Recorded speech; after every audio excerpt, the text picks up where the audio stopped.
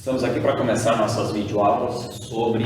os fundamentos da sociologia ou os autores clássicos da sociologia, né? Tendo em vista que a sociologia é uma das ciências sociais que surgem no século XIX, para tentar entender então a crise ou as transformações pelas quais o mundo, notadamente o Ocidente, sofre então com o advento de alguns eventos históricos, políticos, sociais, culturais que passam a ocorrer nos últimos séculos e que no século XIX então desembocam então nessas questões que passam a ser, com a onda de ciências humanas que surgem nessa época, passam a ser estudados então esses fenômenos por essas ciências. Dentre essas ciências humanas, mais precisamente o que a gente chama de uma ciência social, né? Que temos a antropologia, a ciência política e a sociologia como uma das três ramos das chamadas ciências sociais. Então, essas ciências que no século XIX passam a estudar a crise pela qual o mundo contemporâneo ocidental, notadamente na Europa, passa a sofrer em função das transformações. É óbvio que essas transformações elas são bastante abrangentes, mas é importante a gente dizer que normalmente se trabalha com três grandes fenômenos, né? Um de ordem política, um de ordem econômica e um de ordem cultural, que são fenômenos que dão ensejo, então, que mudam a característica, o espírito da época, que é essa época histórica, então, em que a sociologia e as demais ciências humanas e sociais surgem. Um fenômeno que a gente pode falar que muda as características da sociedade que a sociologia passa a estudar é justamente a Revolução Industrial, que, como muito bem você sabe, surge na Inglaterra, no Reino Unido, e passa a se desenvolver a ser um modelo de sociedade, digamos assim, estilo de vida, como vai dizer o Anthony Giddens, inclusive, né, que caracteriza a própria modernidade, vamos dizer assim, o estilo de vida europeu, que vai se intensificar a partir do século XVII, XVIII, e vai se espraiar, vai se espalhar para o resto do mundo, mas surge, num primeiro momento, na própria Inglaterra, então, e essa Revolução Industrial, ela vem caracterizada, obviamente, por uma substituição da mão de obra, da manufatura, pela existência da produção de produtos, obviamente, concentrada na indústria, né? Então, uma separação entre esfera pública e esfera privada, o ambiente em que se mora com a família, reside-se com a família e o ambiente onde se trabalha, pois até então, na manufatura, na Idade Média, as pessoas viviam no mesmo lugar em que desenvolviam o seu trabalho. Então, é uma das características fundamentais, né? O próprio processo de êxodo rural, que as pessoas vão abandonando o campo em direção à cidade em busca desse novo tipo de trabalho, chamado trabalho livre, entre aspas, assalariado, que se dá no primeiro momento nas fábricas, né? Um desenvolvimento industrial fabril, de construção de mercadorias. Então, as pessoas se deslocam de forma bastante intensa do campo em direção às cidades. Um outro fenômeno que surge, então, com a Revolução Industrial, por consequência também a questão da urbanização, o crescimento das cidades, que se dá no primeiro momento, inclusive por vezes de forma desordenada, gerando uma série de problemas, digamos assim, de insalubridade, inclusive as pessoas moravam e trabalhavam por vezes em lugares insalubres, e a questão da urbanização e a própria medicina social que vai se desenvolver a partir de então também é que aos poucos vão tornar esses lugares mais salubres, né, mais próprios para a moradia, para a residência humana. Então a Revolução Industrial ela causa uma mudança muito significativa no mundo ocidental, caracterizado muito precisamente por aquilo que a gente conheceu como Iluminismo, um movimento cultural que também surge na Europa e que vai trazer consigo algumas premissas, dentre elas, talvez a principal, seja a crença que o homem tem na sua própria razão, na sua racionalidade, como a ferramenta mais importante, digamos assim, a ser utilizada pelo homem, pela espécie humana, como forma de desenvolver a si mesmo e o seu entorno, o seu meio, a sociedade, portanto. Além disso, a crença advinda do iluminismo, né, do movimento iluminista europeu, na ciência, no conhecimento, na técnica e na ciência como ferramentas fundamentais, então, e capazes de fazer com que o homem por si só, independente de um ente superior a si, ou seja, a substituição do teocentrismo pelo antropocentrismo, a crença no homem, na capacidade humana de, a partir da sua razão, do seu conhecimento e das ferramentas advindas da tecnologia e da ciência, consolidar em processo de desenvolvimento histórico, social importantes. O iluminismo ele alimenta essas revoluções, esses fatores que nós estamos tratando aqui, que são fatores históricos e que desembocam então no século XIX no surgimento da sociologia. A Revolução Industrial, paralelamente a esse movimento cultural do iluminismo, vai trazer mais ensejo ainda, vai trazer uma perspectiva mais positiva ainda diante da capacidade humana de produzir mercadoria, de produzir bens, tendo em vista que, notadamente no século XIX, uma série de inventos, né, passam a ser feitos, como o próprio avião, o telefone, a energia elétrica, e isso tudo vai dando uma conotação do ponto de vista da capacidade, um certo esplendor do ponto de vista da humanidade, da capacidade do homem de inventar coisas e fazer a roda da história girar a partir da sua capacidade. Então falamos da Revolução Industrial, que a gente pode dizer que é um fenômeno de ordem econômica, que muda as características da sociedade, notadamente, além dessas que nós falamos anteriormente, o processo de urbanização, o processo de consolidação da produção fabril, né, superando a manufatura, a separação da esfera pública e privada. Isso vai caracterizar, então, as classes sociais, né, as chamadas classes sociais, que a partir de então passam a ser as classes fundamentais que vivem, obviamente, do mundo do trabalho, né, o trabalho fabril, e que autores como Karl Marx, que é outro clássico da sociologia, que faremos outro vídeo para abordar, então vai trabalhar muito bem do ponto de vista da consolidação dessas classes, aquilo que ele vai chamar de classe burguesa, detentora dos meios de produção, e a classe do proletariado, que não possuindo esses meios de produção, precisa vender necessariamente a sua força de trabalho, seja ela braçal ou mental, para poder subsistir, ganhar um salário para subsistir. Mas então, estamos trabalhando com a Revolução Industrial. Tivemos também uma outra revolução, um outro fato histórico, né, que dá ensejo para essa mudança social que reverbera no século XIX no surgimento da sociologia, que é um movimento, uma revolução de ordem política, que é justamente a Revolução Francesa, que vem no período posterior, um pouquinho depois das chamadas revoluções burguesas que acontecem na Inglaterra, a Revolução Gloriosa, por exemplo, que são revoluções em que o parlamentarismo, vamos dizer assim, essas primeiras revoluções que acontecem na Inglaterra, dentre elas a Revolução Gloriosa, em que a burguesia nascente consegue limitar o poder dos monarcas, notadamente dos Stuart, da família dos Stuart, que vinha então nessa perspectiva monarquista, né? Nessa trajetória em que tínhamos famílias reais com poderes hereditários passados de pai para filho, há séculos sendo a forma específica de governar, digamos assim, as sociedades da época. A Revolução Francesa, anteriormente a elas, revoluções gloriosas, dão um passo no sentido de estabelecermos as primeiras monarquias que começam a conviver e serem chamadas, inclusive, de monarquias parlamentaristas, em que esse rei, então, esse reinado, essa forma de administrar a sociedade passa a conviver, então, já com as primeiras formas de parlamento, né? A presença de outras pessoas legislando em nome da população e as primeiras eleições sendo desencadeadas. A Revolução Francesa, então, talvez seja uma das últimas revoluções, vamos dizer assim, burguesas, em que se estabelece a queda da monarquia, inclusive a decapitação do rei e da sua esposa, né? As famosas guilhotinas, que os jacobinos, então, esse grupo mais radical da França que fomenta a revolução, a partir inclusive do apoio de Jean-Jacques Rousseau. Então cria-se a questão da guilhotina e centenas ou milhares de pessoas acabam sendo inclusive mortas na guilhotina, inclusive a família real. E essa revolução, embasada nos princípios de liberdade, igualdade e fraternidade, vão consolidar então o advento das repúblicas ou dos modernos estados-nação. As famosas repúblicas, né? Por exemplo, o Brasil é um Estado democrático de direito, uma nação republicana.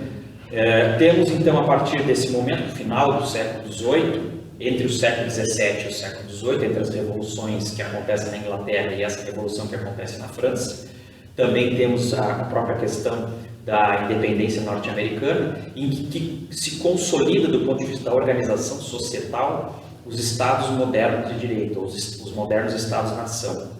em que o sufrágio universal ou o voto, né,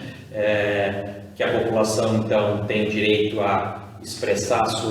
por meio do qual a população tem o direito de expressar a sua vontade a cada 2 ou a cada 4 anos, se institui como modelo de sociedade. Por isso passa a se falar do poder do povo, né, a república, a res pública e o poder do povo. Em que sentido é o poder do povo? O poder de votar, de escolher os seus representantes, que não são mais agora representantes hereditários que acabam se sucedendo na história simplesmente porque são filhos ou são parentes do monarca. Isso gera uma outra mudança muito significativa na sociedade, no sentido de uma participação política, de direitos políticos que passam a ser estendidos por uma população. Obviamente que, inicialmente, aqueles que tinham direito ao voto são aqueles que possuem uma propriedade mais significativa, no próprio caso brasileiro ou latino-americano. A gente sabe que as eleições, no primeiro momento, não era todo mundo que tinha direito de participar, mulheres ficavam de fora do processo, pessoas que tinham baixa renda ficavam de fora do processo. Isso, então, acabou se consolidando como um modelo em que as pessoas todas, analfabetas, por exemplo, não podiam votar no início, mas paulatinamente, com as próprias reivindicações e ampliação dos direitos, a população, de modo geral, nesses países, então, os países republicanos, os modernos, estados, nação, passam a adquirir esse direito, então, de consolidar esse novo tipo de sociedade republicana moderna, né, os estados modernos. Então esse seria um elemento, uma revolução de ordem política. Temos um outro elemento também importante, que a gente pode falar de uma revolução ou de uma mudança muito significativa do ponto de vista cultural, que vem no primeiro momento com o Renascimento, que começa na Itália e se espraia para o resto da Europa, que também é um movimento de ordem cultural e artística, e em que os próprios romanos ou os gregos começam a ser retratados de novo, inclusive do ponto de vista da filosofia, em que a filosofia do medievo, né, da Idade Média, começa a ser substituída pela busca novamente dos clássicos da filosofia grega e romana. Então um outro tipo de pensamento começa a ser fomentado na Europa. E tivemos também, a partir disso, uma outra questão de ordem cultural, né, muito significativa, que é exatamente o movimento das igrejas protestantes, ou chamado protestantismo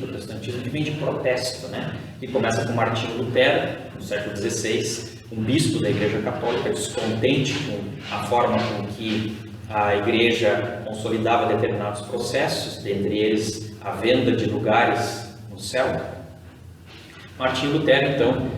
expõe as suas famosas 95 teses, em que ele faz toda a crítica da forma com que a Igreja Católica Apostólica Romana, a igreja predominante, hegemônica do Ocidente, que veio a partir de Roma, né, dos romanos,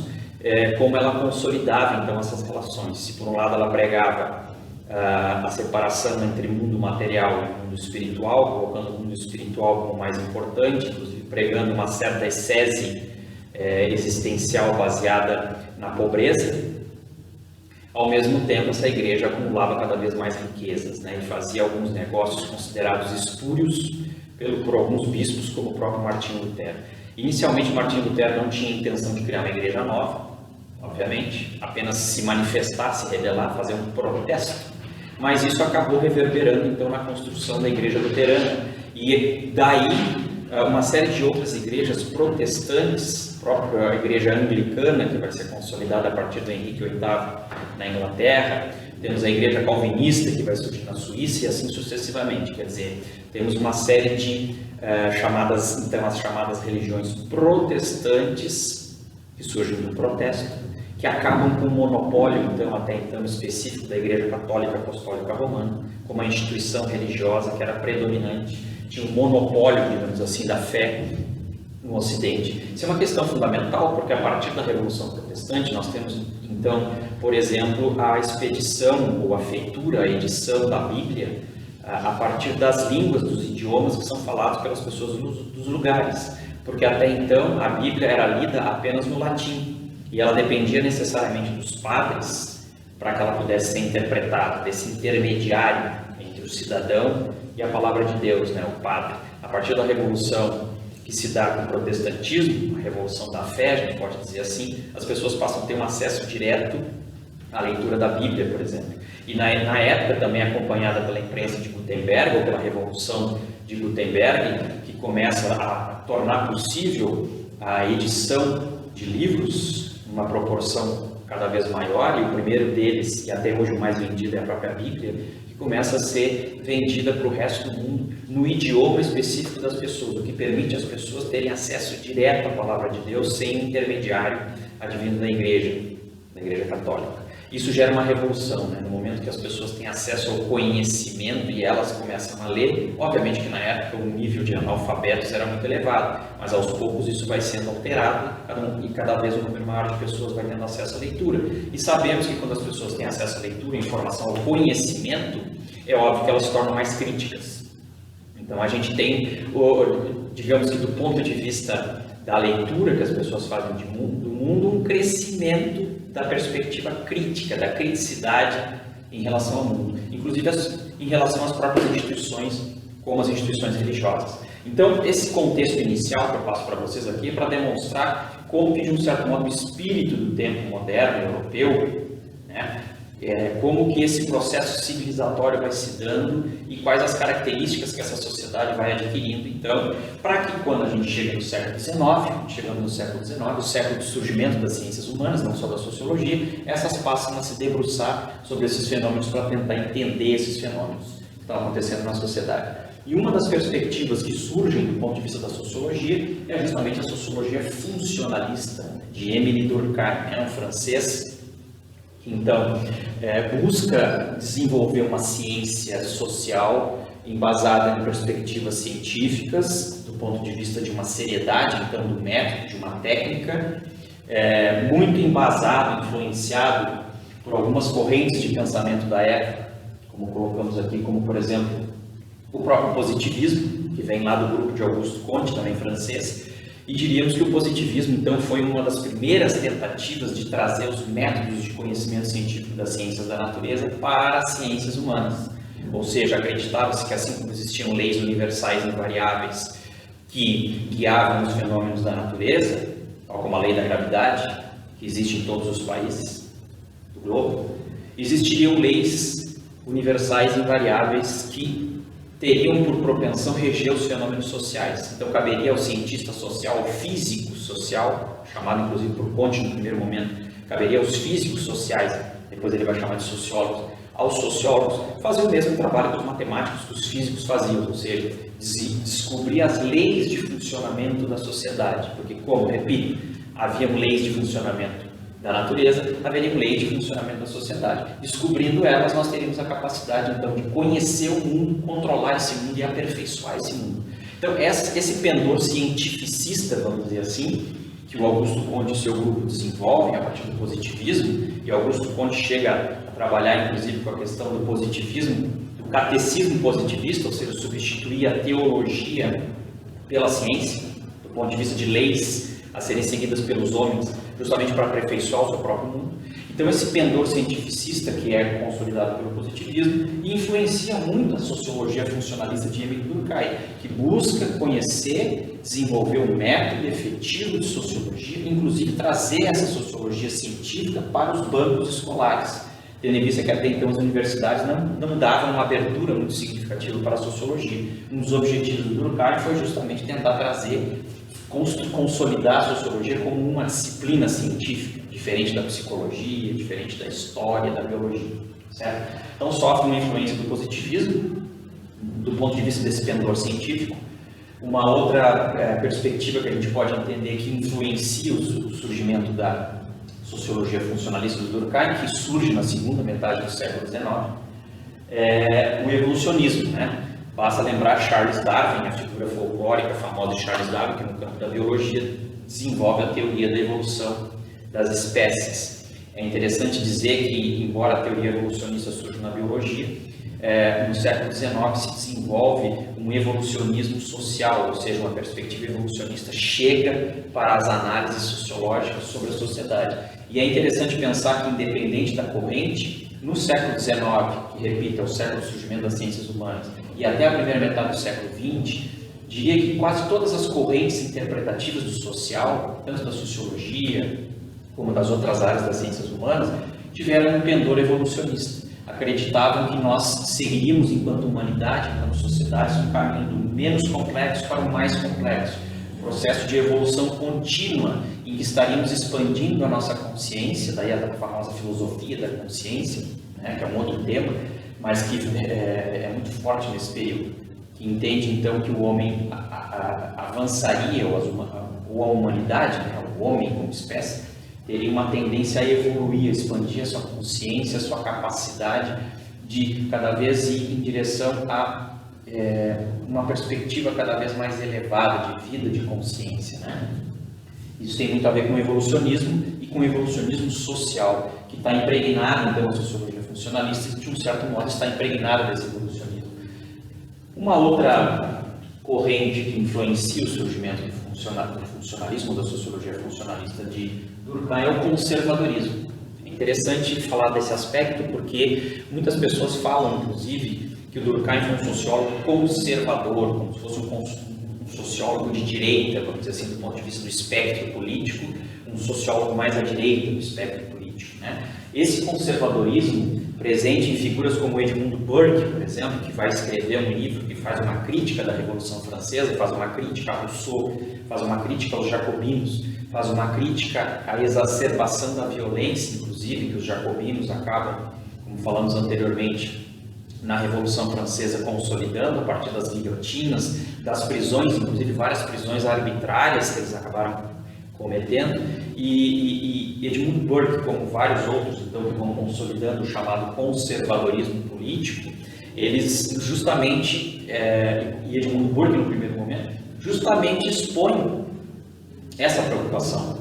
com o fato de que com o nascimento da República, em nome da liberdade, da igualdade, da fraternidade, de uma horizontalização das relações jurídicas, legais entre as pessoas, em nome dessas boas causas, vamos dizer assim, muitas barbáries foram cometidas, né? Muitas questões arbitrárias, violências, extrapolação do poder, de alguns poderes, foram consolidados na sociedade. Então, o conservadorismo, de modo geral, a gente pode dizer, para resumir um pouco aqui, que não é o nosso foco, mas para mostrar a influência que o conservadorismo, sim, exerceu sobre Durkheim. Então, o conservadorismo de Edmund Burke e do seu grupo, de forma sintética, podemos dizer que é aquela perspectiva que não nega a evolução. Acabamos de falar do evolucionismo, da perspectiva evolucionista. Então, o conservadorismo não nega a evolução, entende que a evolução, a mudança das sociedades é um elemento até, entre aspas, natural, mas apenas aponta para o fato de que essas mudanças têm que se dar de forma gradual, lenta, não de forma brusca, como, por exemplo, os comunistas que propõem uma revolução, uma mudança drástica da sociedade e das suas instituições. Os conservadores, como possuem um certo ceticismo, que inclusive vem lá de David Hume, da filosofia de David Hume, que esse ceticismo vai desconfiar muito dessa capacidade humana de elaborar grandes projetos, do ponto de vista mental, racional, para a sociedade, dizendo que um indivíduo, por exemplo, dizendo que tem as soluções para os problemas da humanidade, os céticos, né, o ceticismo, que na verdade vem dos gregos, mas na Idade Moderna vai se desenvolver a partir de David Hume. Então, é esse ceticismo que funda o conservadorismo, por sua vez, desconfia, de um certo modo, quando alguém propõe uma mudança muito drástica na sociedade. Até porque, uma outra questão que influencia o conservadorismo é o empirismo. O empirismo como um ramo epistemológico que vai dizer que nós conhecemos as coisas a partir do contato que estabelecemos com o mundo, nossos sentidos estabelecem contatos com o mundo e a partir disso então nós desenvolvemos a capacidade de conhecer. Esse empirismo que está presente de um certo modo no conservadorismo também, que vem lá de John Locke, ele vai nos dizer que, de novo, reforça o fato de que as grandes ideias sobre o mundo elas são perigosas de um certo modo. Porque a gente conhece o mundo aos poucos, no contato dos nossos sentidos que nós vamos conhecendo o mundo. Então, se existe uma tradição, por exemplo, se existem instituições tradicionais, como as advindas da religião, as advindas do campo político, as advindas do campo religioso, se essas instituições nos acompanham há séculos, as nossas gerações anteriores, inclusive, foram aquelas que na experiência, erros e acertos foram consolidando essas instituições, os conservadores vão dizer, é porque essas instituições têm, de algum modo, alguma importância e foram desenvolvidas justamente a partir dessas experiências acumuladas, tentativa de acerto e erro, que os nossos antepassados foram desenvolvendo. Então, nós não devemos jogar isso na lata do lixo, vamos dizer assim. Então, por isso, o conservadorismo, para resumir, vai dizer que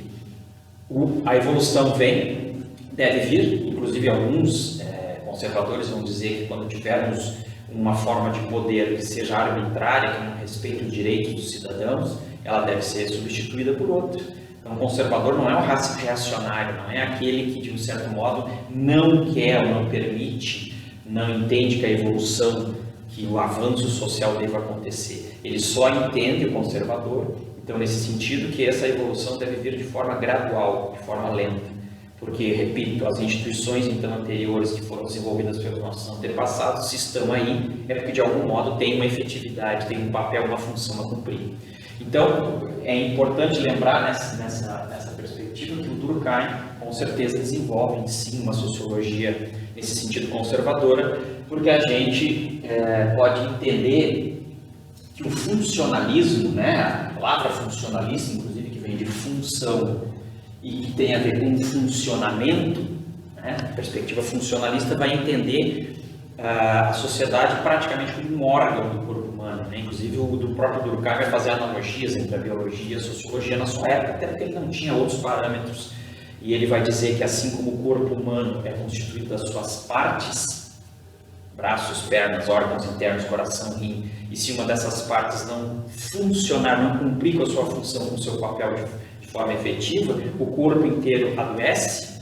Assim acontece com a sociedade. A sociedade é feita das suas respectivas partes, que seriam as suas instituições, né? E que essas instituições, de um certo modo, cumprem uma função, ou seja, com um bom funcionamento. Cada instituição surge com uma determinada função.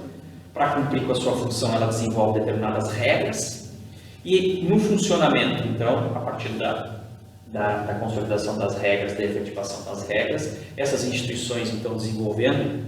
cumprindo com o seu objeto, com o seu foco, com a sua função, ajudam a sociedade como um todo a seguir a sua trilha evolutiva de modo equilibrado, de modo saudável. Então, o funcionamento vem de função, vem de funcionalidade, um bom funcionamento, no caso aqui das instituições, porque essas várias partes compõem um todo, nesse sentido, a perspectiva funcionalista. Pode-se dizer, a partir disso, então, que a sociologia de Durkheim é uma sociologia do consenso, né? Uma sociologia que busca entender, que se volta a entender aqueles aspectos da sociedade que ligam os homens entre si, apesar das suas diferenças. É interessante analisar isso, né? Fala-se muito que a sociologia durkheimiana, inclusive, é uma sociologia da moral, mas não no sentido da moral dos bons costumes, no sentido daquelas regras e valores que perpassam os diferentes grupos, conformando uma sociedade, unindo essa sociedade, apesar das diferenças óbvias que existem tanto entre os indivíduos quanto entre os grupos. Então, a sociologia do Durkheim é uma sociologia do consenso. A gente pode dizer também que é uma sociologia, então, dos processos de socialização, ou das formas de integração e de regulação. Ou seja, de como os indivíduos são inseridos na sociedade, são integrados na sociedade, a partir das suas várias instituições, dentre elas a própria escola, a própria família, e como as ações que esses indivíduos desenvolvem na sociedade é regulada, é regulamentada, porque não basta integrar, é preciso regulamentar as ações, as atividades que são feitas. Nesse sentido, para Durkheim, uma das questões fundamentais é a questão da autoridade, que a gente não pode confundir com autoritarismo, violência com imposição. A autoridade é justamente aquele indivíduo, um grupo de indivíduos que se faz entender, que se faz aceitar, justamente pelo exercício que faz da sua função, o bom exercício que faz da sua função, demonstrando as suas capacidades superiores, digamos assim, e de influenciar inclusive os outros para seguirem determinados caminhos. Então, essa sociologia do Durkheim, que vê esse conjunto social a partir das suas várias partes constitutivas e que cada uma delas, assim como um corpo humano, precisa necessariamente cumprir com a sua função para que esse organismo todo, no caso a sociedade, não adoeça, mas se mantenha equilibrado e saudável, uma leitura muito próxima, inclusive, da biologia, sim, é uma sociologia do consenso. A preocupação do Durkheim, diferentemente de Marx, por exemplo, e Engels, que outros clássicos da sociologia que teremos outros vídeos depois para assistir, Marx e Engels, a gente pode dizer que desenvolveram uma sociologia do conflito, a partir da dialética que eles desenvolvem, o conflito entre classes, né? Tanto é que Marx, uma das formas das suas famosas frases, vai dizer que a história da humanidade é a história da luta de classes. Diferentemente disso, a sociologia de Durkheim, então, a partir dele, é a sociologia do consenso, sociologia da moral. Repito, não moral de bons costumes, da moral no sentido da consolidação das regras, daquelas normas, dos valores que são valores comuns à sociedade, apesar das diferenças, das singularidades que existem de indivíduos e grupos. Durkheim vai dizer, existem regras e normas que transcendem essas diferenças. Ele vai localizar isso, inclusive, na sua obra, no próprio direito, né? Nas próprias leis que que são normas e regras de funcionamento que regem a vida de todo cidadão que vive dentro de um território determinado, que é o Estado democrático de direito, né? Dentro de uma cultura consubstanciada por uma língua específica, uma linguagem específica, e necessariamente dentro desse território que tem uma língua, nós temos as nossas instituições administrativo-burocráticas que organizam esse território. Então a lei é feita para todos. Existe um adágio muito famoso que vem dos Estados Unidos que diz que ninguém está acima ou abaixo da lei. Então, nesse sentido, a construção de uma moral de regras de funcionamento que servem para todos e que estão aí justamente para consolidar esses processos de integração e de regulação, necessariamente então processo de socialização, de construção de indivíduos sociais, porque o Durkheim vai dizer que nós temos dentro de cada um de nós, uma das passagens famosas de Durkheim, que cada indivíduo tem dois seres dentro de si, um ser individual, psicológico, que está muito mais voltado para os seus interesses e desejos individuais e pessoais, e outro indivíduo que é um indivíduo, na verdade, social, que precisa ser ensinado, precisa ser socializado, precisa ser integrado e ter as suas ações regulamentadas para que se transforme num ser social, num ser civilizado. Ninguém nasce civilizado, nós precisamos necessariamente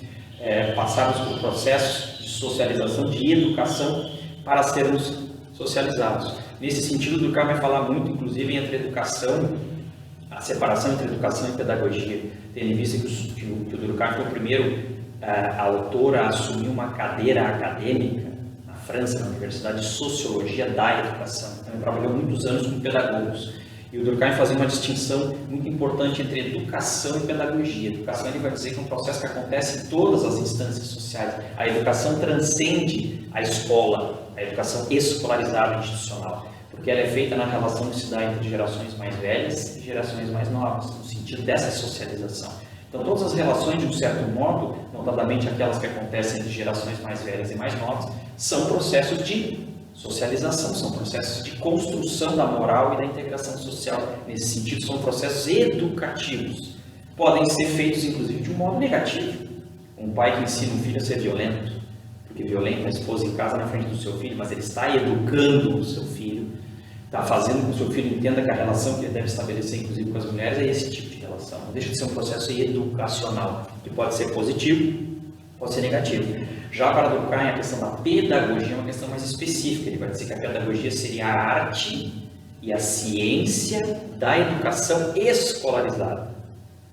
Os processos de educação que acontecem em instituições formais, como conhecemos as escolas, desde a educação infantil, passando pelo ensino fundamental, o ensino médio, a universidade, a pós-graduação. Então, a pedagogia é uma arte e ciência que se ocupa de aperfeiçoar os métodos educativos, a relação entre professor e aluno, né, o conhecimento a ser transmitido, de que forma esse conhecimento pode ser transmitido, a questão da didática, etc. Eu sei o papel da pedagogia, já da educação com um caráter mais amplo. Não é à toa que Durkheim, para ele, o tema da educação é um tema fundamental, como acabamos de dizer, ele trabalhou muitos anos na universidade com pedagogos, com educadores, e desenvolve toda uma sociologia da educação muito importante que vai influenciar depois autores como o próprio Pierre Bourdieu.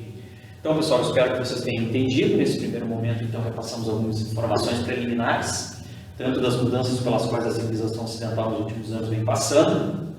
que geraram, a partir do século XIX, então, o interesse, né, das chamadas ciências humanas, que tem como objeto de estudo justamente o homem, de forma genérica, o homem e mulher, a sociedade humana, dentre elas a sociologia, e uma das primeiras correntes sociológicas, uma corrente clássica, por isso que estamos trabalhando com ela até hoje, é a chamada sociologia funcionalista de Durkheim.